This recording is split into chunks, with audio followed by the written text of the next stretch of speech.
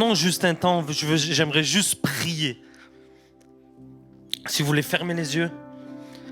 Jésus, je veux te remettre cette soirée, mais je veux aussi te remettre le cœur de chacun. Le désir de mon cœur ce soir, c'est pas que chaque personne qui est dans ce lieu vienne pour que tu répondes à un besoin. Mais Seigneur, ce soir, on veut répondre à ton besoin. Et je prie pour que les cœurs puissent s'ouvrir dès maintenant. Merci Père pour ton amour qui est en train de couler dans ce lieu. Merci Père pour les révélations que tu vas commencer à donner à chacun. Et j'aimerais vraiment prier pour vos cœurs. Tantôt Dieu va vous parler dans votre cœur, tantôt par la parole. Mais j'ai l'impression que ce soir Dieu veut vraiment ouvrir des portes, veut ouvrir des cœurs. Et le message que j'aimerais vous apporter ce soir va peut-être crisper quelques-uns, mais c'est pour mieux que ça passe après. Ok? Ça va? Donc je m'appelle Lucas Banovic, j'ai une famille merveilleuse, mon épouse est juste derrière, j'ai 3 enfants merveilleux. Et je suis un jeune qui a grandi dans les quartiers, j'ai été dépendant à la coke, exta, MD. Et un jour j'ai voulu monter sur braquage, vol, j'en ai fait plusieurs. Et arrivé un moment, en fait j'ai voulu me suicider, je voulais braquer, j'étais vraiment mal dans ma vie, j'étais vraiment mal dans mon cœur. Et à ce moment-là j'ai crié à l'aide à Dieu. Et le Dieu que j'ai rencontré, et le Dieu que j'aimerais vous parler, parce que peut-être certains c'est la première fois qu'ils viennent là, je demanderai après. Mais le Dieu que j'ai rencontré n'est pas une religion. Je vous le dis, peut-être vous avez eu des échos sur des religions. Le Dieu que j'ai rencontré, c'est de la puissance. Vous savez, je prenais de la coke, exta, MD. Mais quand j'ai rencontré ce Dieu-là, la coke, exta, MD, c'était rien à côté de lui. Mais quand il est venu à l'intérieur de moi, il a ouvert mes entrailles. Il est venu comme un père et il a transformé ma vie du jour au lendemain. Et j'aimerais te dire que peu importe ta situation, Dieu veut changer et veut transformer quelque chose dans ta vie, il le peut. Car il est vraiment Dieu. Amen. Dernièrement, j'étais dans une église, je ne vais pas dire laquelle. Et en fait, quand j'étais dans l'église, j'ai reçu une parole, donc Dieu m'a parlé à mon cœur. Et j'ai vu une personne qui était dans le lieu, qui en fait pratiquait l'occultisme. Et à ce moment, je reçois cette parole vraiment de Dieu dans mon cœur. Je réalise et je vois un bus qui passe devant. Et dès que je commence, et c'est pour ça que je vais dire quelque chose ce soir. C'était pas ce que je voulais dire, mais je sens qu'il y a quelque chose dans l'esprit à propos de cela. Et quand je commence à dénoncer publiquement, je lui demande pardon. Vous savez pourquoi je lui demande pardon? Je lui dis parce qu'elle a cherché quelque chose dans l'église qu'elle n'a pas trouvé. C'est la puissance de Dieu. Et alors qu'elle avait soif de surnaturel, elle avait soif de puissance, et elle a regardé à l'église. Elle n'a pas vu cette soif ce pourquoi elle était créée. Et il y en a ici, ils sont créés pour vivre le surnaturel. Il y en a ici, ils sont créés avec un désir ardent, mais ils ne l'ont pas trouvé. Et je sentais qu'il y avait des personnes qui ce soir pratiquent des choses dans l'occultisme, des personnes qui peut-être bougent dans le monde des esprits, dans la spiritualité. Mais j'aimerais te dire que le Dieu que je sers et que le Dieu que j'ai rencontré est bien puissant que tout autre Dieu, est bien puissant que tout autre esprit. Et j'aimerais te le dire ce soir, ce nom il s'appelle Jésus-Christ. Il est venu ici et par sa mort et sa résurrection, quand nous mettons notre foi en lui, notre vie est transformée. Et ce n'est pas une religion. Amen. Donc c'est pas parce qu'on est dans un garage qu'on est voiture. Dans le sens, c'est pas parce que tu nais dans une famille chrétienne, c'est Joss Meyer qui disait ça, que tu es chrétien. C'est pas parce que tu viens dans une église que tu es chrétien.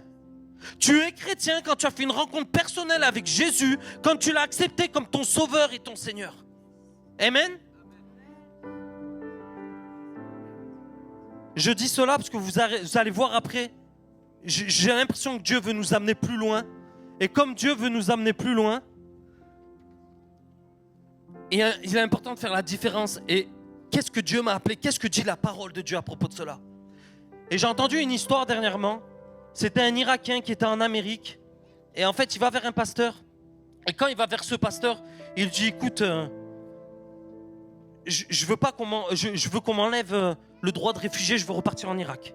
Mais il dit, mais le pasteur, ça va pas ou quoi? Qu'est-ce qui se passe? Il dit, j'ai envie d'aller prêcher l'évangile dans ma nation. Je veux aller à ma nation. Je veux le payer le prix.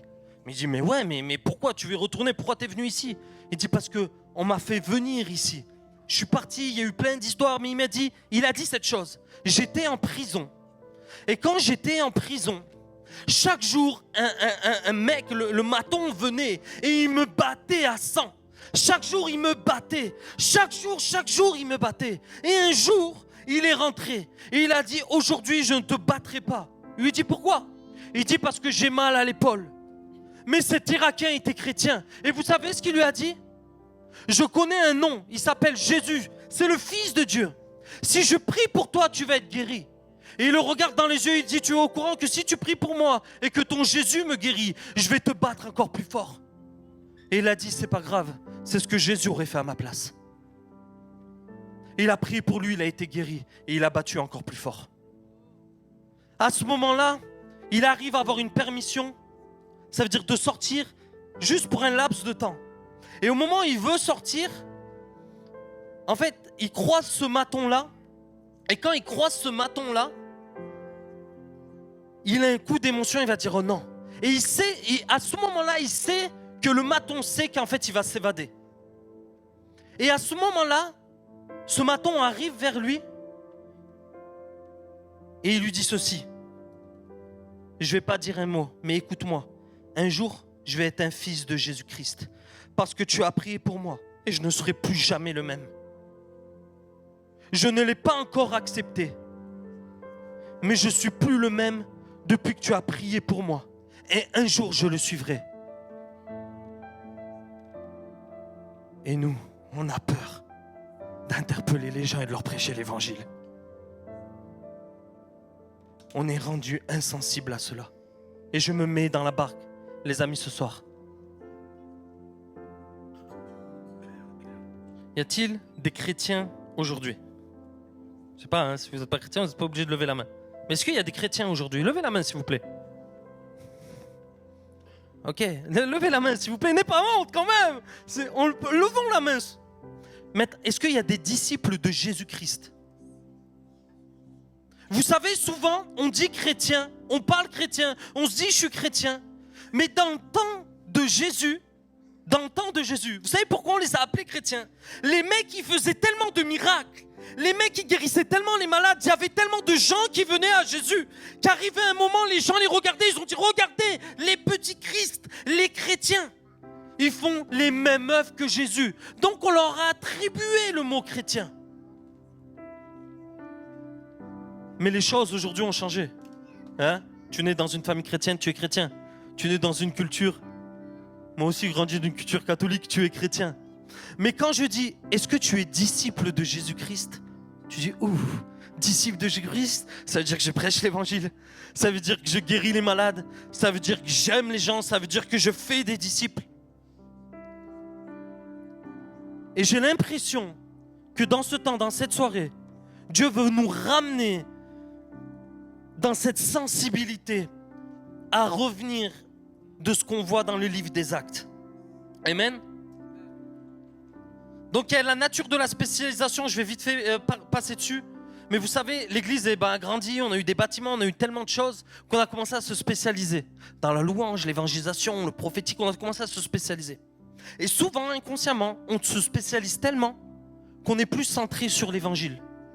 Et en fait, on commence à exercer des choses pour Dieu, avec Dieu. Mais le message de l'évangile n'est plus au centre. On prêche plus Jésus, on prie plus pour les malades. Non, mais tu te rends compte, si je prie à mon travail, on va me virer. Et il y a un désir de Dieu de revenir dans ce don de soi, de revenir quand je vois la Bible et je vois Jésus, où Jésus il dit, tu veux me suivre? Ok, il n'y a pas de souci, vends ta maison, vends toutes ces choses. L'autre, il n'est pas capable de le vendre. Ou l'autre, il arrive, il dit, attends, laisse-moi aller enterrer mon père d'abord. Il dit, laisse enterrer les morts qui enterrent les morts. Laisse-le. Et viens et suis-moi, sinon tu n'es pas digne de suivre le royaume de Dieu. Et c'était vraiment cet appel ce soir, ce désir au plus profond. Et en fait, la semaine dernière, il y a eu une grosse conférence, c'était Zoé. Alors, le but de Zoé, je le parle vraiment parce que c'est là où est sorti le message que j'ai reçu de Dieu. Donc Zoé, c'est toute une conférence où en fait, on parle de la vie par rapport à l'avortement, on parle de la vie par rapport à ces bébés qui arrivent. Et en fait, Zoa, je confonds, pardon, Zoa. Et on parle à propos de la vie et en fait, il nous amène dans la conception d'un enfant. On a vu tellement de témoignages de personnes qui auraient dû être avortées, qui n'ont pas été avortées, leur vie aujourd'hui. C'est juste extraordinaire. Et en fait, on était dans ce week-end-là, il nous sensibilisait en fait à nous montrer ce que c'était ces petits-enfants, le processus. Et quand vous commencez à entendre les témoignages, à voir cela, vous dites mais waouh, mais comment je suis devenu insensible à cela? Et là, dans ce week-end-là, j'ai un ministère qui s'appelle Prier dans la rue et j'avais plusieurs villes, on était plusieurs pays ensemble, on se retrouve à 14h pendant un Zoom. Et en fait, on est sortis, on était plus de 80 dans les rues en francophonie. Il y a eu le Sénégal, il était en France, en Suisse et au Canada. C'était extraordinaire. On vit un moment fort, c'est vraiment extraordinaire. Et là, qui reçoit la lettre de nouvelles de l'église ici? Non mais vraiment, j'aimerais vraiment demander. Ok, et tout le monde là, ok. Qui a vu la chasse au trésor? On a fait quelque chose, qui a vu la chasse au trésor? Ok. Et là, on arrive à 13h, nous on est contents. En plus, je suis avec Sacha. En plus, je l'équipe. Je lui dis demain, tu vas témoigner, tu vas donner quelque chose. On ouvre les portes à 13h, personne. 13h05, personne. 10 personnes, 15 personnes. Et là, on ferme les portes. Et je regarde Sacha. Et là, j'ai une tristesse qui vient dans mon cœur. Et j'entends ceci. De la même manière que le monde s'est rendu insensible à l'avortement, l'Église s'est rendue insensible aux âmes perdues. Et là, on va pour sortir, j'ai mis Sacha. On va aller chercher des personnes pour les sauver, pour leur apporter l'évangile. Mais l'Église elle-même, elle est perdue. On veut amener des perdus pour être sauvés alors que l'Église elle-même est devenue insensible aux âmes. Et là, on a commencé à prier. On a dit, Seigneur, on se met dans la boucle. C'est pour nous aussi la parole. On se met dans la boucle, on a commencé à intercéder. On a commencé à pleurer. On a demandé pardon, Seigneur. Mais comment nous sommes arrivés au point d'être insensibles? Comment notre cœur s'est rendu insensible à ton cœur?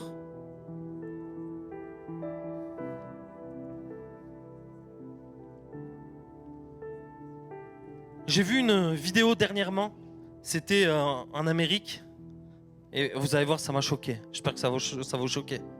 C'est une personne à mobilité réduite. Et il était dans un espace d'un lac. Et en fait, il est tombé. Et il a commencé à se noyer. Et il y avait 4 jeunes. Vous savez ce qu'ils ont fait, les jeunes? Ils ont sorti leur appareil. Ils ont commencé à le filmer en train de le regarder se noyer. Vous trouvez ça grave ou pas? Honnêtement, c'est pas grave? Mais toutes les personnes qui sont en train de se noyer chaque jour en enfer pour l'éternité, et on passe chaque jour devant eux. Vous croyez qu'on n'est pas mieux? Ces personnes vont souffrir éternellement. Mais ça, on ne veut pas trop y aller dessus. L'enfer, l'éternité, on ne veut pas trop y toucher à ça. Mais quand on commence à comprendre, on me dit, mais Seigneur, tu réalises? Mais en fait, ils vont plonger dans un lac éternel. Vous réalisez? Et là, je me dis, comment on a perdu cette sensibilité? Comment, quand on arrive à l'église, vous savez, quand on arrive à l'église, on devrait, et je ne sais pas si vous êtes déjà arrivé, mais qui s'est déjà arrêté pour une personne? Et il a dit, tu sais quoi, ce soir, je vais m'arrêter pour cette personne, mais je ne vais pas venir à l'église, je vais devenir l'église. Imaginez une église qui n'est pas présente à cette célébration, mais qui s'est arrêtée pour quelqu'un dehors. Imaginez ce que ça fait. Amen. Alléluia. Le poison de la société est l'insensibilité. Dans Matthieu 25, il est dit ceci. Hop. J'ai pas le compteur. Je suis perturbé. Ça va.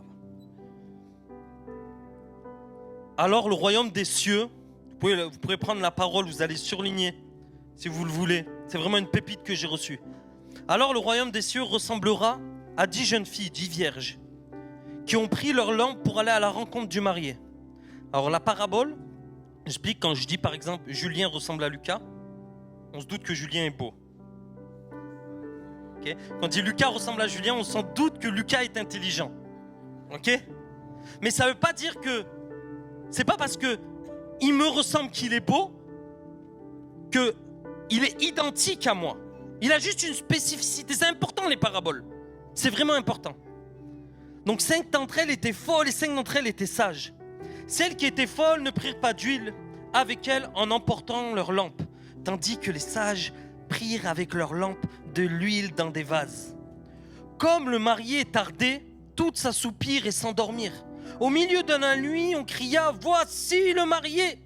Allez à sa rencontre !» Les folles dirent aux sages « Donnez-nous de la lampe, car nos lampes s'éteignent. » Les sages dirent « Non, va t'acheter de l'huile, égoïste.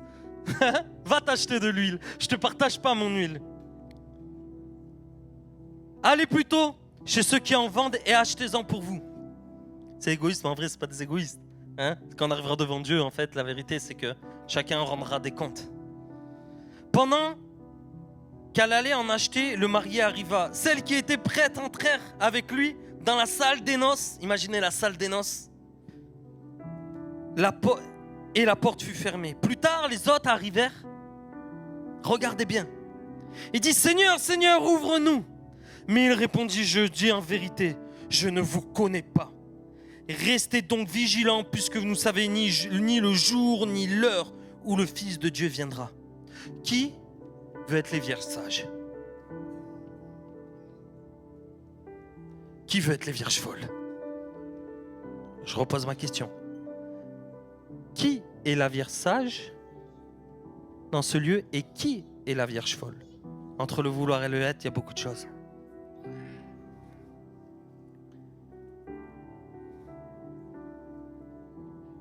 Mais souvent, quand on lit ce passage, on passe à côté de quelque chose. Moi, je veux ni être la vierge sage, ni être la vierge folle. Lucas, qu'est-ce que tu es en train de dire? Je veux être la vierge sage quand même. Mais regardez bien. Au milieu de la nuit, on cria « Voici le marié ! Voici le marié ! Allez à sa rencontre !» Je veux être la troisième voix qui crie. Vous êtes jamais dit, mais qui est cette troisième voix? Je suis la voix, celle qui crie et qui réveille. Je veux être cette voix qui dit « Église, lève-toi ».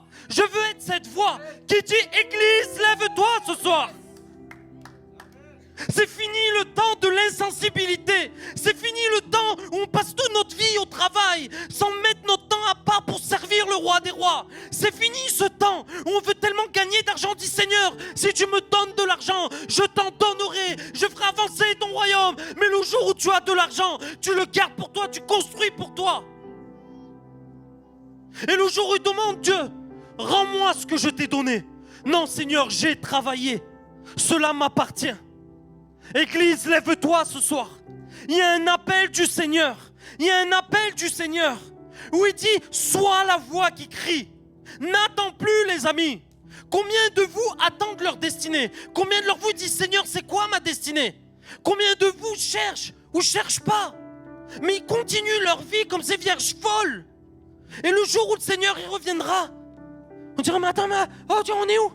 Et vous savez pourquoi? Vous savez pourquoi il y a peu de voix qui se lèvent? Parce que dans l'église, on prêche trop peu le retour de Christ. Jésus revient cette semaine. Oh, Jésus revient cette semaine. Oh là là, je vais même pas aller au chantier cette semaine. Je vais aller prêcher l'évangile. Jésus revient cette semaine. Jésus revient ce mois. Messia, il revient. Il revient, les amis. Et c'est vraiment important. Le retour de Christ est présent. Le retour de Christ est imminent. Voilà pourquoi ils faisaient des signes, des miracles. Voilà pourquoi ils étaient sensibles. Voilà pourquoi ils vendaient leur maison. Ils mettaient tout en commun. Jésus leur dit, je reviens bientôt. Mais l'église s'assoupit. Je me mets dans la barque ce soir. Je ne te pointe pas du doigt. Mais c'était tellement un cri fort. Vous savez, quand j'étais militaire. Et quand j'étais militaire, je me rappelle un jour, on se préparait pour partir en Afrique en opération extérieure. Et là, c'est l'entraînement avant de partir. Il faut passer l'entraînement, sinon tu pars pas. Et là, j'arrive, on rentre à 4h du matin, lever 6h. Lever 6h. Je me rappelle, on était 6 dans la chambre. Et le réveil sonne, mais je l'entends pas. J'étais fatigué. Et tout d'un coup, j'entends une voix qui crie. Et je ne comprends pas ce qui se passe. Le lit était sur moi. Le caporal était rentré. Il m'avait dit, debout, Lucas. Réveille-toi. Vous voulez être quel soldat? Le soldat qui s'est réveillé à 6 heures? Ou le soldat qui s'est endormi? Moi, je veux être le caporal. Celui-là qui crie. Celui-là qui se réveille avant tout le monde, qui se prépare. Vous savez pourquoi? Parce que j'ai dû sortir en caleçon. J'ai dû sortir en caleçon dehors faire des pompes parce que je n'étais pas prêt. Le rendez-vous passait, le train passait. Et j'étais obligé de le prendre, habillé ou pas habillé. Le retour du Seigneur est proche, les amis. Amen. Dites-moi que c'est un message qui vous fait du bien. Pas bien à votre âme, mais bien à votre esprit, à votre appel, à votre destinée. Le cri dérange, le cri bouscule. Des fois on me dit, Lucas, tu es fou. Quand on part prêcher dans les bus, mais Lucas, arrête. Tu vas te faire remarquer, Lucas. Mais ne prêche pas dans les galeries, Lucas. Tu n'as pas le droit, Lucas. Mes amis, j'ai envie d'être fou pour Jésus. J'ai envie d'arriver, comme disait Sandra, quand j'arriverai devant la porte du Seigneur. J'ai cette certitude aujourd'hui qui m'ouvrira la porte. J'ai cette certitude que quand j'arriverai, je dis, Seigneur, je ne me suis pas endormi. Seigneur, je me suis levé. Seigneur, je me suis réveillé. Mais c'est vraiment une question importante. C'est pas juste un message de plus. C'est concrètement, si là Jésus revient, dans quel état il va me prendre? Donc de l'insensibilité, un cri du cœur qui m'a rendu sensible. J'étais sur Perpignan, j'étais dans un coiffeur et regardez comment d'être insensible, je suis passé à sensible. Et comment encore aujourd'hui je me rends toujours plus sensible. Il n'y a jamais d'acquis, c'est comme la repentance. Tu vas toujours te repentir. Comme la guérison, tu vas toujours passer par les rendez-vous. Non, moi c'est bon, j'ai été guéri. Non, passe, c'est quelque chose de continuel. Et là, j'arrive, je me fais coiffer tout beau. Vous imaginez, j'avais encore des cheveux à l'époque. Des beaux cheveux, mais vraiment beaux en plus. Hein. Ça m'a perdu, bon. Hein. Et à ce moment-là, je passe. Et quand je passe, j'ai mon ami avec qui j'ai fait du rugby. Et quand je passe, je dis, ah ça va, ça faisait trop longtemps que je ne l'avais pas vu. Il me dit, ouais. Et là, dans mon cœur, je sens, prêche-lui l'évangile. Et là, mon cœur, mais ça fait... Et je dis, non. Et vous savez quand il y a quelqu'un dans la rue, je ne sais pas si vous arrivez, qui, quand il voit un pauvre dans la rue, lui donne une pièce? Parce que Jésus, il a dit de donner aux pauvres. Hein. Vous savez, ce truc dit, mais non, il va acheter de l'alcool avec. C'est pas ton problème. Jésus, il t'a dit, donne-lui. Tu comprends? Ou sinon, tu vas lui trouver un appartement, tu lui trouves un travail, et à ce moment-là, tu fais un plus grand travail. Mais là, bon, il passe à côté de moi et je sens cela. Je fais, oh là là. Et là, on m'appelle. Quelques mois après. Lucas, ouais. Un tel, il s'est pendu. Et là, la première chose qui me s'est arrivée, je fais, wow. Jésus avait préparé un rendez-vous entre moi et lui. Mais j'ai été insensible, j'étais égoïste. Je voulais me faire beau, vous savez, quand j'arrive au coiffeur, surtout. Non, là, c'est mon moment, je ne veux pas qu'on me dérange. Ou tu sais, quand tu es surclassé. Quand Jésus te surclasse, c'est parce qu'il a préparé une personne surclassée qui veut que tu touches. Et là, à ce moment-là, j'ai un cri, je fais, Seigneur, pardon. Et là, vous savez, il y a l'enterrement, même je passe à côté. Je touche le cercueil, je dis, ressuscite dans le nom de Jésus. Et je passe comme ça. Mais non, mais c'est la vérité. Et là, j'ai quelque chose dans mon cœur, je fais, mais Seigneur, je te le promets, Seigneur. Je te le promets, que jamais plus de ma vie, je resterai insensible à cela. Surtout quand c'est des amis chers. Surtout quand vous avez la révélation de Jésus-Christ et vous avez la révélation de l'éternité. Et là, la même chose. J'amène mon meilleur ami à Jésus. Il devait mourir à 20 ans. Il donne sa vie à Jésus. Aujourd'hui, il en a 30. Il est toujours pas mort. Il a même un enfant. Il devait mourir. Il avait vraiment une maladie. Il avait une maladie grave. Et quand je lui ai commencé, il donne sa vie à Jésus. Vous connaissez un peu mon engouement. Surtout au début, quand j'étais converti, j'étais fou. J'étais au-delà du fou. J'étais irraisonnable. Et là, à ce moment-là, je l'amène. Et en fait, j'ai grandi dans cette famille. Son père était comme mon père. J'ai passé toutes mes années. Il a toujours pris soin de moi. Il s'est toujours occupé de moi. Et là, j'arrive, je rentre dans la maison. Et quand je rentre dans la maison, je m'assois avec lui tout content. Moi, ma vie vient de changer. Je ne prends plus de drogue. Jésus m'a libéré. Je suis heureux, je suis rempli d'une joie, d'un amour, d'un feu. Je ne veux plus vivre pour moi, Seigneur, parce que tu m'as enlevé ce pourquoi j'étais en train de me détruire. Et là, je suis avec lui, je commence à parler, il me regarde, il me dit, Lucas, excusez-moi les enfants, fermez vos oreilles. C'est quoi les que tu as mis dans les oreilles de mon fils? Je dis quoi? Tu es en train de lui faire croire qu'il va être guéri. Mais tu crois que toi et ton Jésus, toi et ton Dieu, si Dieu existerait, ça se serait. Et je le regarde. Je dis, Jésus est le Fils de Dieu. Vous me connaissez, je prends une position avec amour. Mais à ce moment-là, je sors de cette famille, il y a quelque chose qui se casse. Jésus est frappé à la porte de leur maison, mais ils n'ont pas ouvert la porte de leur cœur. Quelques mois plus tard, vous savez ce qui se passe? Je reçois un coup de fil. L'enfant de la famille. L'enfant comme de la famille. On était ensemble, on a tout fait ensemble. On me dit, Lucas, il a eu un accident de voiture. Son corps a été littéralement déchiqueté en deux. Il lui restait 10 minutes pour vivre.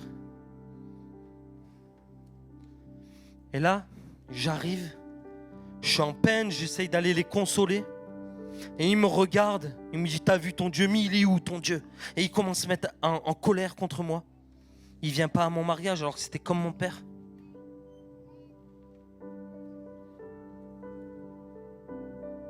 Puis, il ne vient pas non plus à l'enterrement de mon fils parce que j'ai perdu un deuxième fils.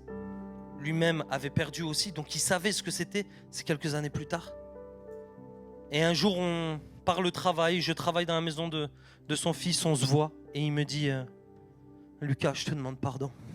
Je dis, pourquoi? Il me dit, écoute, je ne sais pas comment tu fais pour vivre sans ton fils. Je lui dis, je vais te dire quelque chose. Il me dit, toute la famille est à plat. Toute la famille est à plat.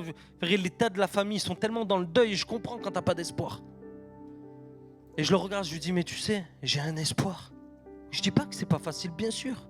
Mais je dis, mais Jésus me donne la solution. Jésus me donne l'espoir. Jésus me donne de passer par ces étapes et il est avec moi. Et je ne l'ai jamais senti aussi présent que dans ces moments-là. Et là, un soir, qu'est-ce qui se passe? C'est qu'il fait la fête, il boit beaucoup. Et il m'appelle, il me dit, Lucas, il faut que tu viennes à la maison. Je fais, qu'est-ce qu'il y a? Il me dit, ma femme a un cancer. Je dis, écoute, demain matin, je viens. Il me dit, ok. Le lendemain, je l'appelle. Et il ne répond pas. Dans ce moment de buverie, il a eu son cœur qui s'est ouvert, mais son cœur est resté insensible. Mes amis, il y a beaucoup de personnes qui nous entourent, où par vous, Dieu a frappé à la porte de leur cœur. Ou par vous, peut-être vous n'avez pas obéi à Dieu, mais c'est des familles entières qui se déciment, je vous le dis honnêtement. Maintenant, quand vous obéissez, c'est à eux que ça appartient. Mais mes amis, il y a des vies qui sont changées. Il y a des vies vraiment qui sont changées. Donc, comment se rendre sensible? C'est une révélation que j'ai eue. Souvent, les gens me disent, Lucas, tu marches dans la parole de connaissance. Ça veut dire que Dieu me parle sur le passé ou le présent de la personne. Par exemple, tu as un problème au genou droit ou, je ne sais pas moi, à 6 ans, tu as eu un accident de voiture. Ça s'appelle la parole de connaissance, ok? Et en fait, je ne comprenais pas, je voulais vraiment être activé dans ça. Je dis, Seigneur, moi, je veux vraiment te servir.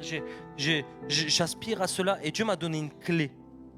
Et ça m'a tellement rendu sensible que vraiment, depuis ce jour, et ce n'est pas juste depuis ce jour, il y a quelque chose que j'ai capté dans l'esprit qui ne m'a plus jamais quitté. Vous savez ce que c'est? Qui veut recevoir le don de parole de connaissance? Personne aimerait que Dieu lui parle pour des personnes? Non, sérieux, hein? Tu sais, le réveil qui arrive, il est spirituel, hein? Ça veut dire que s'il n'y a pas de don spirituel, le réveil, il n'arrivera pas, hein? Le réveil est spirituel, les amis. Est-ce qu'il y a des personnes qui aimeraient recevoir des dons de Dieu afin d'entendre, de voir Dieu, mais de lui obéir? Et vous savez la simple clé de la parole de connaissance? Je dis, Seigneur, et regardez, l'apôtre Paul va dire que pour avoir tous les dons, si vous n'avez pas l'amour, vous n'avez rien. Et c'est exactement ça. Je me suis approché de la personne et j'ai dit, Seigneur, dis-moi ce qu'elle est en train de vivre en ce moment. Quand tu commences à aimer les personnes et tu commences à demander à Dieu, mais Seigneur, dis-moi ce qu'ils sont en train de vivre en ce moment. Parce que je veux être la solution pour eux. Je veux que tu me donnes une parole pour eux. Dieu va vous donner une parole. Pourquoi? Parce que la compassion, Quand des personnes sont malades et vous voyez qu'ils souffrent, dites mais Seigneur, mais pourquoi ils souffrent Seigneur? Je ne veux pas les voir souffrir. Dieu te donnera le don de guérison. Amen. Il reste combien de temps?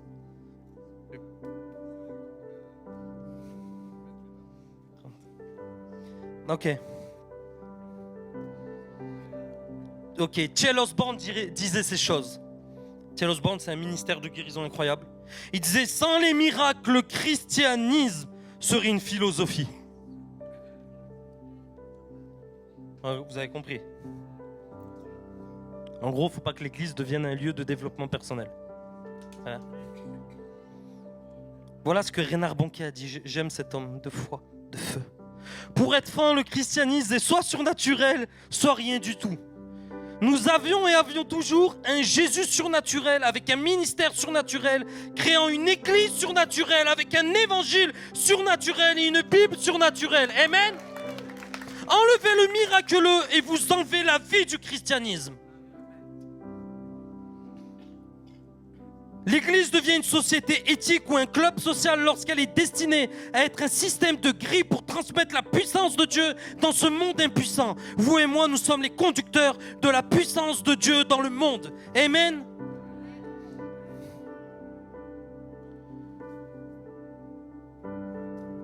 Ah là là. Acte 2, il dit ceci. Quand le jour de la Pentecôte arriva, ils étaient tous ensemble au même endroit. Tout d'un coup, un vent venu du ciel, un bruit comme celui d'un vent violent, qui remplit toute la maison où ils étaient assis.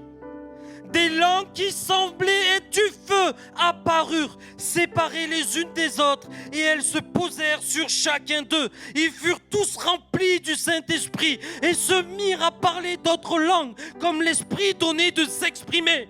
L'Esprit de Dieu veut venir sur nous comme des flammes de feu et venir réveiller en nous l'Esprit du Dieu vivant. Mes amis, c'est le temps. Il y en a peut-être, ils n'ont jamais reçu l'Esprit, mais il y en a peut-être, les dons sont restés en sommeil. J'aimerais prier pour toi ce soir. J'aimerais prier pour que Dieu réanime cela. Ce soir, ce n'est pas le temps où tu viens vers Dieu pour tes besoins, mais c'est le temps où tu réponds aux besoins de Dieu.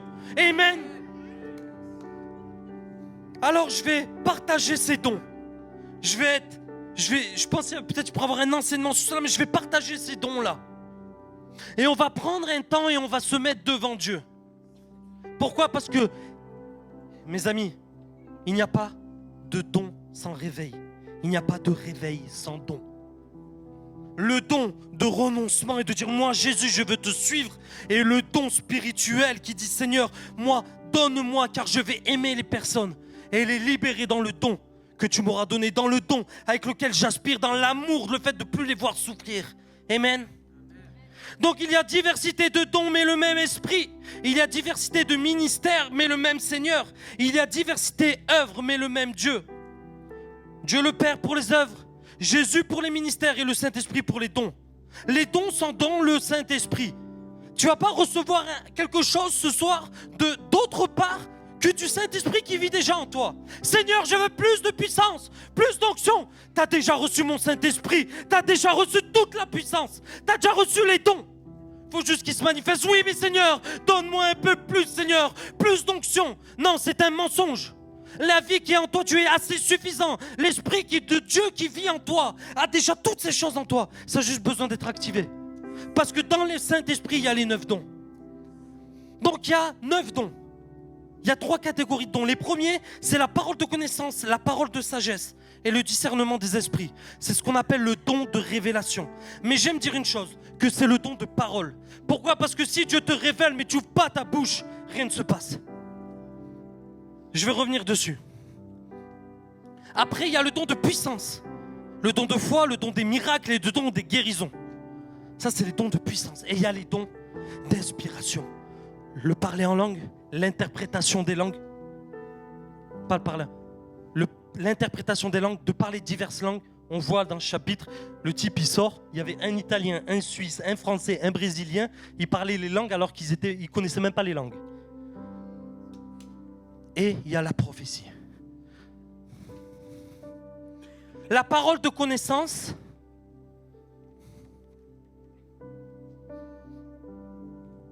c'est tellement simple. C'est ce que j'ai dit tout à l'heure. On voit Jésus avec la Samaritaine, mais toi, tu fais bien de me dire que tu n'as pas eu un mari parce que tu en as eu 4.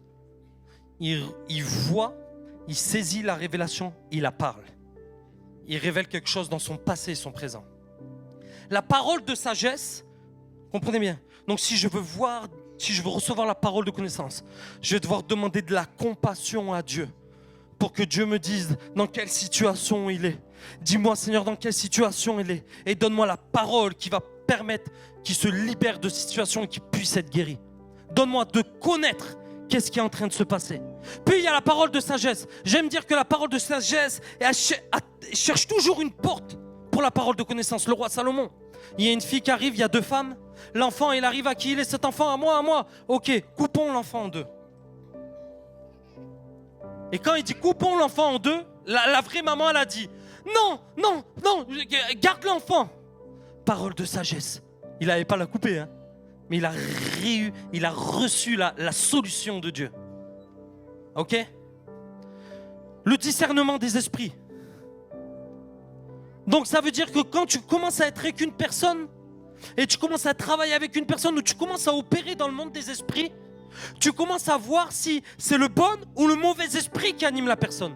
Le discernement des esprits. Alors arrêtez de voir toujours que des mauvais esprits. Ouais, lui il a ça, lui il est dans ça, lui il fait ci, lui il a ça. Il y a des personnes qui ont reçu des choses. Et ça demande d'avoir des yeux purifiés pour voir comment Dieu voit. Et arrêtons de marcher dans les traces du voleur d'identité. Des fois, nous déclarons des choses sur des gens. Et nous sommes en train de cohabiter, de collaborer avec Satan pour travailler dans le chemin de Satan afin de toucher les personnes. Et on commence à déclarer, regarde lui comme il est orgueilleux. Regarde lui comme il est comme celui. Regarde lui, t'as vu comme il fait? Il veut toujours une place. Lui comme ci, t'as vu comme ça? Ça, c'est vraiment important. Après, il y a les dons de puissance, le don de foi. J'aime dire que quand tout d'un coup, tu as le don de foi, c'est Dieu qui te donne sa foi. Tu dis à cette montagne, déplace-toi, elle se déplace. Après, il y a le don de guérison. Quand tu vois une personne, tu sais que quand tu désires avoir des projets, Seigneur, je veux voir le monde venir à toi. Seigneur, je veux ouvrir des écoles. Seigneur, je veux. Et Seigneur, il va te donner une foi parce que ton seul désir, c'est faire des choses qui, naturellement, sont impossibles. Après, il y a le don de guérison. On l'a déjà dit. Quand tu as tellement la compassion que les personnes soient guéries, Dieu va te donner le don de guérison. Il y a le don des miracles. C'est quelque chose d'instantané, une jambe qui repousse. Quelque chose de miraculeux. Tellement que la Bible, il y avait tellement de miracles. C'est mon ami Alfonso avec qui on parlait. Il me dit, t'imagines que dans la Bible, arrivé un moment, il y avait tellement de miracles, c'était tellement courant qu'ils ont qualifié le miracle de miracle extraordinaire. Il y a tellement de miracles. Quand il y avait vraiment un miracle, c'était écrit miracle extraordinaire. Parce que le miracle était courant. C'est pas fou quand même. Et après, il y a le don de recevoir des langues. Il y en a, ils n'ont jamais parlé l'anglais, ils reçoivent le don d'anglais. J'ai vu quelqu'un comme ça en Afrique. C'est une chose incroyable. Ou une personne qui a reçu, là dernièrement, il y a 2 semaines, j'étais avec mon ami, il m'a dit, il a eu une révélation, écoute, il ne savait pas lire, il ne savait pas écrire.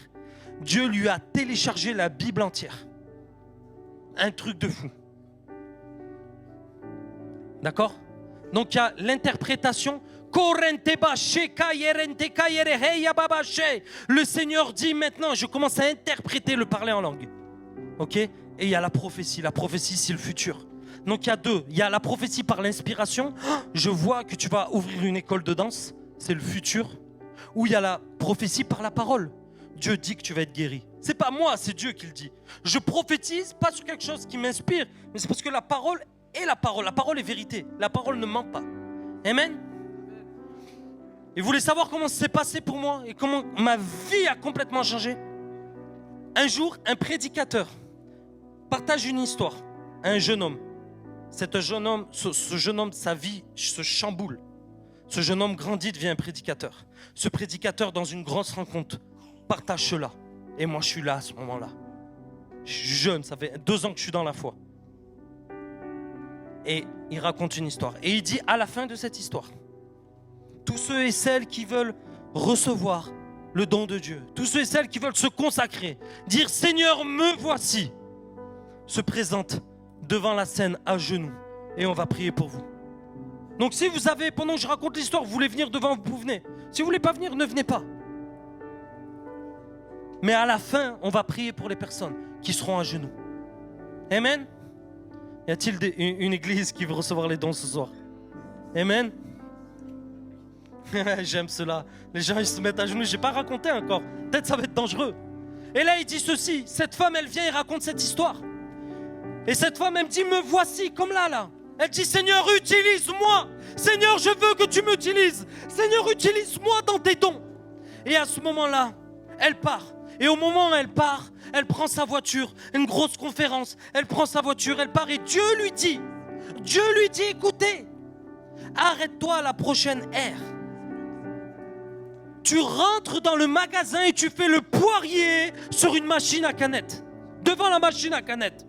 Elle dit, mais c'est pas Dieu ça. Mes amis, croyez pas que Dieu est sage. L'évangile est une folie pour ce monde, mais c'est la puissance même de Dieu pour nous. Amen. Et là, elle arrive, elle prend la sortie. Elle sort de sa voiture, elle ouvre la porte. Au moment qu'elle ouvre la porte, ding dong. Elle se fait remarquer. Elle voit la machine à canettes. Elle dit non, c'est impossible. Il y a la machine, mais c'est pas Dieu. Elle prend la voiture, elle part vite. Et Dieu lui rappelle ce que vous êtes en train de faire ce soir. Mais tu t'es pas mis à genoux devant moi? Et tu m'as pas dit, Seigneur, utilise-moi? Alors je fais, ok Seigneur, je fais demi-tour, c'est pas grave. Elle y va en transe, elle prend le périphérique, elle retourne au magasin.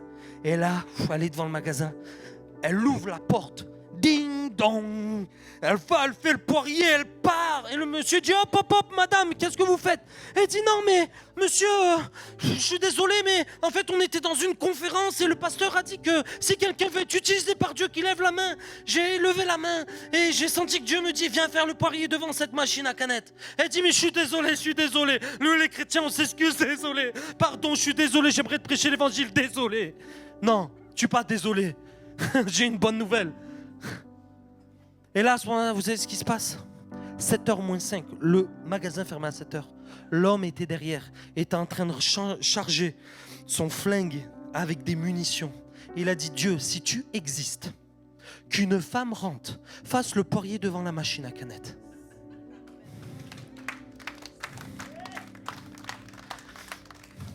Cet homme-là, divorcé, il s'était séparé de ses enfants. Sa vie, elle était chaotique. Cet homme-là, aujourd'hui, il est pasteur. Cet homme-là, aujourd'hui, il a réconcilié, il s'est remis avec sa famille. Et cet homme-là m'a partagé son message. Est-ce que ce soir, vous voulez recevoir les dons de Dieu? C'est pas moi qui va vous les donner, c'est le Saint-Esprit. Amen. Yes. Ok. La Bible dit aspirez à tous les dons, mais surtout celui de la prophétie. Comprenez les amis, c'est pas un jeu ce qu'on fait. D'accord? Donc on va prendre un temps dans l'adoration, dans la louange. Et on va dire Seigneur, me voici. Ensemble. Seigneur, me voici. Je me présente à toi ce soir. Et je te dis, utilise-moi. Rends mon cœur sensible. Sensible aux âmes perdues. Sensible à ceux et celles qui souffrent.